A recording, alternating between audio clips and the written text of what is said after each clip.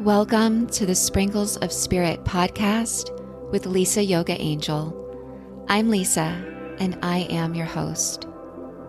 I believe the key to living an inspired life is through living a well-balanced life in our mind, body, and spirit.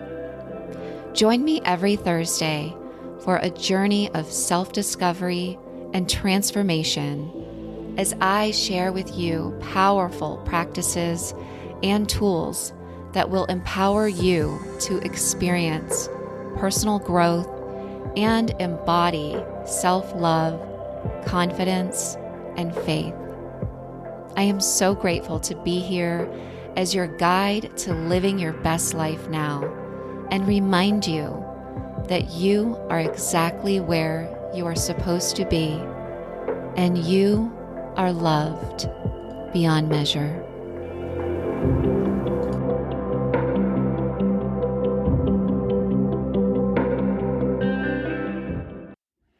Hi, everyone. Happy Thursday. Thank you so much for being here. So for those of you who are new, we start right away with the breath. So I'm going to ask you to please take a moment and breathe with me. This just helps us get into the here and now, let go of our distractions, whatever you have going on, and really allow yourself to take a moment with me this week and receive, something you're meant to hear, something you're meant to maybe learn. So let's go ahead and close the eyes and take a deep inhale through your nose.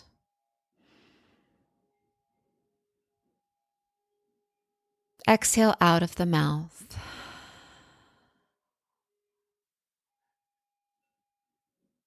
Allow yourself to soften the face and then inhale through your nose again. Relax your mouth, relax your shoulders. And slowly open the eyes.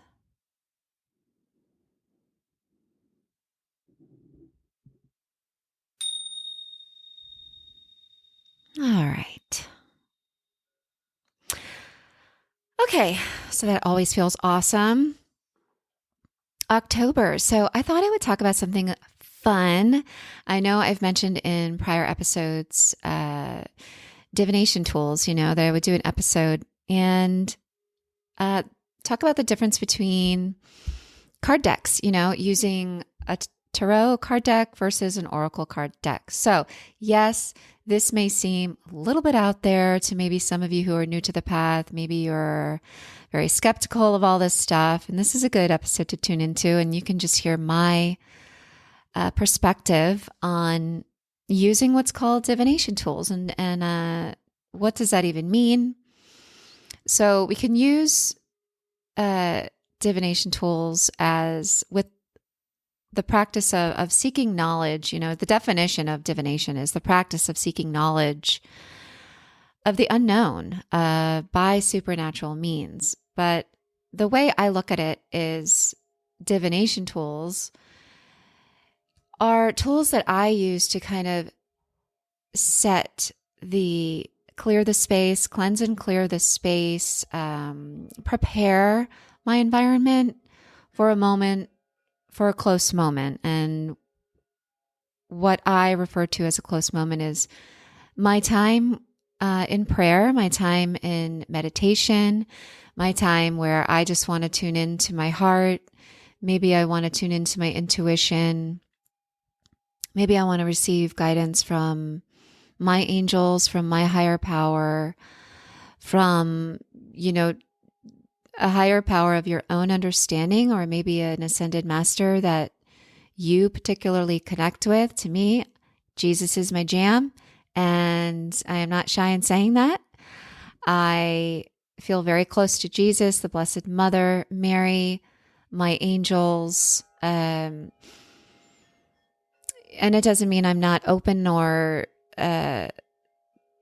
interested in other spiritual knowledge, such as I do read about Buddhism and use certain Buddhist prayers and loving kindness meditation. So, I don't think of myself as a religious person. I am spiritual. And for me, a divination tool is something that prepares my space inside and out for this time of unity, the union, right? Which is what yoga means, to yoke together, to bring in alignment my mind, body, and spirit, and allow myself, some alone time and make it personal and private and special to you. Maybe grab your crystals, and these tools are, yes, my crystals, a candle, a rosary beads, or mala beads, to say a mantra, right? 108 beads on a mala bead.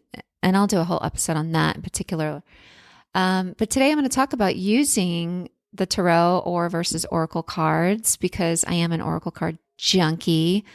I love card decks. I was inspired to create my own, during 2020. It just, I wrote it so quickly, 52 cards, within mind, to pick one card per week in the year, to receive a positive message from your angels, and a positive affirmation that you can use for that week.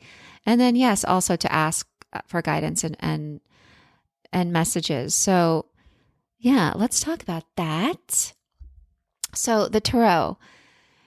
Now, I am more of an oracle card girl, but the tarot I'm fascinated with, and I actually do want to learn more, in particular, how to use it. I have my own way of using it, but never actually took a course. I've taken oracle card classes with Colette Baron-Reid, who is a renowned oracle card deck author and creator. She's been around for many, many years. Google her. She's awesome. She actually has a really cool podcast too called The Wooniverse. Very cool. Yeah, her story is very cool too. But okay, so let me tell you the difference between, right? So the tarot deck is typically made of 78 cards. And the easiest way I explain it to people is a tarot deck is a fixed system. It's the same, and you will use it the same, and the cards have certain meanings are the same in every single card deck. It will include two main categories, which is called the major arcana and the minor arcana. And the major arcana contains 22 cards that represent universal archetypes and life themes. And they are the Fool, the Magician, the High Priestess, and the Emperor. And the minor arcana part of the card deck is the remaining 56 cards that are divided into 4 suits: cups, swords, pentacles, and wands. And each suit represents a different aspect of our lives, such as our emotions, thoughts, material possessions, and creativity. And every tarot deck that you pick up is created in that manner. It will be made up of those 78 cards. So it is a fixed system. Oracle cards are, I think of water right away. They're more fluid, right? It's not a fixed system. It's fluid. They can be made up of any number of cards. There's no fixed rules. There's no structure like the tarot has. Oracle card decks are often themed and intuitive. The author, in line with what the author was guided to share, and they may focus on maybe a particular area of life, such as relationships, career, spirituality, nature, and then I was guided to create the Sprinkles of Spirit card deck, like mine, which is angel messages and a positive affirmation for every week of the year. And so oracle cards they're typically used as a means to provide guidance and inspiration. And I really love it as a way, again, to open up that channel for prayer and to receive guidance. And the way I look at it is to really receive guidance on what the energy is around me in the moment. Or yes, you can definitely ask a particular question about the energy surrounding a relationship, surrounding your career, surrounding a project.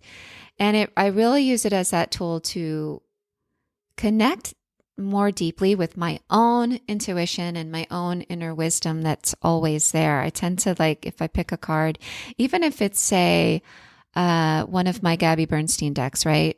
I have her Spirit Junkie card deck. I have her Super Attractor card deck. You can simply like take a breath and go, all right, universe, creator, source, God, my angels, what's my message today? What do I need to be aware of today? And look at it like that and receive a message. Well, almost always when I read the card that I picked, it hits me differently, right? I'll go, yep, that's what I needed to hear today. Or it's something that I'm already in tune with, that my intuition really was already aware of. And it's just like that exclamation point that my angels are giving me, as confirmation. And yeah, so I'd say one of the key spiritual differences between the tarot deck and oracle cards is that the tarot deck is more closely associated with traditional Western esoteric tradition. And like I said, oracle cards are much more diverse, and they can draw on a variety of spiritual traditions. So if you just Google, oracle card decks, I'm sure there's one that draws from Buddhism, or there's one that draws from Ayurveda. I have angel card decks. I have one that draws upon using the four elements, nature, earth, water, fire, air. There's numerology card decks. It's so creative. Oracle card decks are just so creative. I'm definitely going to create probably several in my lifetime. And, in this way, they're open-ended. Oracle cards are open-ended and intuitive. Now, if I want a more direct answer maybe, or guidance, you certainly can use both. And receive more of a concrete maybe answer, or, the way Colette Baron-Reid describes it, this is a good way of looking at it, right? It's not giving you this prediction of your future, right? It's more prescriptive. And the way I say that is because a prescriptive answer leaves it open, because as human beings, we are spiritual beings having this human experience. We have free will, and we can make a choice in turn that, let's say you pick 3 cards, and you ask, is it in my highest good to take this position, right?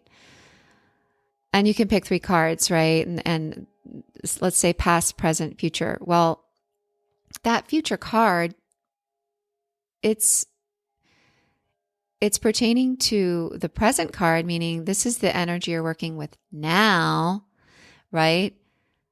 And if you go in that direction, this is what the outcome can be. Now, it's energy, right? So just as we can change, that prescription can change. So it's really kind of guiding you along what energy is circulating around and within you, what is in your best interest. It can go this way.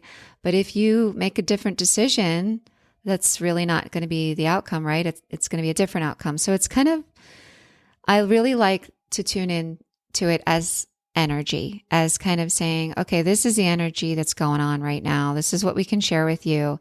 And here's some guidance on, if you go this way, this is what it's going to look like. If you go this way, this is what it's going to look like. And I can do a whole I mean, gosh, this can be, guys, this can be like 2-3 day workshop. This can be a digital course. There are digital courses out there, of course, but I just wanted to do a fun episode because in the month of October, it is said that the veil is thin between our physical and spiritual world. And it is a really, really beautiful month to work with your divination tools, to maybe connect with your loved ones. And that's another way I use it. Let's say I have an angel card deck oh my gosh, I have so many. I think I really need to I'm going to do a YouTube video probably and show you guys my whole collection. Plus, I am drawn to the art. I am drawn to the energy of the deck for sure. And I read the books that come along with the decks. So it's a whole thing for me. I don't know. I'm totally into it. Maybe it's the artist within me. But one of my decks that I'm thinking of right now is an angel card deck. And it gives you like definite like answers to a direct question, like a yes or a no, or within a few months, or stop, or it's like the messages when I use that deck are like this period, this is your answer. This is your guidance. And sometimes I'll like pull that deck, or maybe the one connected to the elements like fire, air, earth, water, when I want to sit and maybe speak to a loved one who is in heaven, and you really have that opportunity to sit and connect with their energy, and you can really feel them and receive guidance through the cards. And I think I've said this in a prior episode, and here's how I look at it. It's like the faucet, right? When you're using these tools, these card decks, it is a way for the spiritual realm, your angels, your loved one who's crossed over. Listen, we are energy. I believe this isn't the end. Your body isn't the end. You transform, right, into the next level, right? You transform back into spirit, back to the light. Well, we're in this physical form, and we have this body, and we have this voice, and we have these hands. Well, spirit doesn't have that. But when we call in and use these divination tools and open them up to say, hey, use this as a faucet, use it as a way, I'm turning it on. We do that by prayer. We do that by invocation. We do that by intention. We do that by asking out loud, even is most powerful, to please come through, and give me a sign, give me a message through these card decks, and it can be really, really cool. Have you ever had a tarot card reading or an oracle card reading? And I will say, it's a personal thing for me. I don't go around going, I haven't offered, readings. I do use it when I teach yoga. I love to pick a collective, a message a card that it gives a message for the collective, like a message for the group that's in front of me. That's something I really love to do. And it even can help me as a yoga teacher know that, oh, okay, this is the right theme, for these souls who have gathered in front of me. I can be open and ask for guidance in that way. So that's a beautiful way to use it. With my spiritual coaching, one-on-one, absolutely, I will do a reading in that way. And, stay tuned, I may be opening it up more as an offering coming up in 2024. I am receiving lots of downloads, lots of ideas for next year. I try to keep track, like spirit, moves so fast and will flood you with all of these ideas that you cannot possibly create all of them at once, but I have a whole list of ideas already for 2024. So stay on this path with me, and let's get to your angel card this week, your Sprinkles of Spirit card message this week.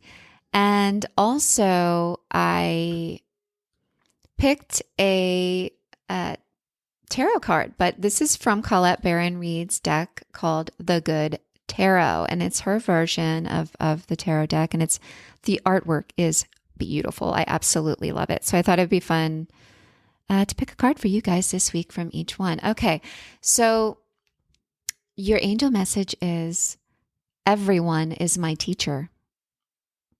And your affirmation this week is, every person I come into contact with is my teacher. When I am triggered, I recognize my shadow self has a lesson to learn. Ooh, that's good. So every person I come into contact with is my teacher. And isn't that true? Everyone is my teacher. When you're going through life,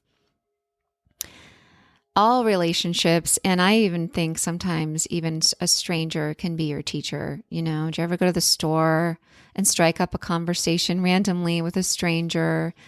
You know, there might be something to learn there, even if it's an energy thing. You know, if you find yourself at the store, you're getting aggravated, that's your teacher.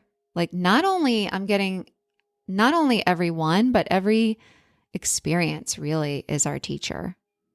And when we're triggered, when something upsets you or triggers you or angers you, a situation or a person in front of you is triggering you, that's a lesson for us really to learn. They're only the reflection, the mirroring back to you something in you that needs to be looked at. And that's tough to digest sometimes, I know, because our ego mind, tends to resist that.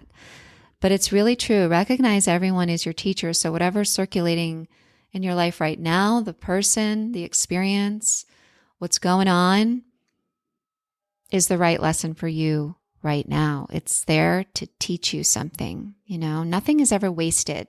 Nothing. Okay.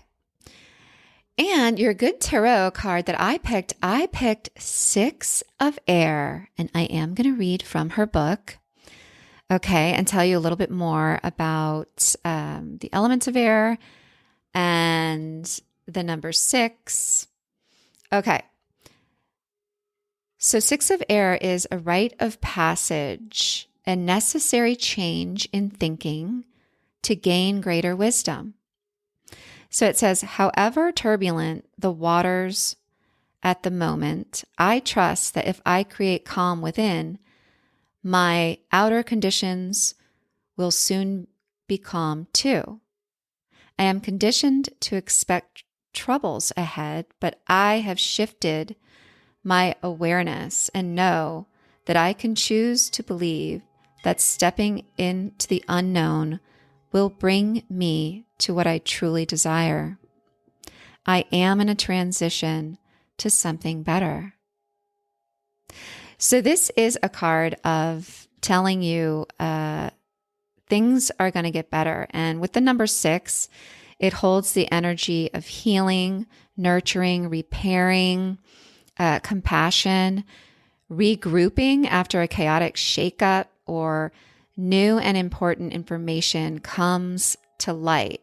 So think it is time to reassess, to regroup, to learn from the changes that you're experiencing recently so that everything can be healed and the air is clean as we move forward. So it's like, let's clear the air, right? Let's talk about the elephant in the room and let's clear the air so we can move ahead.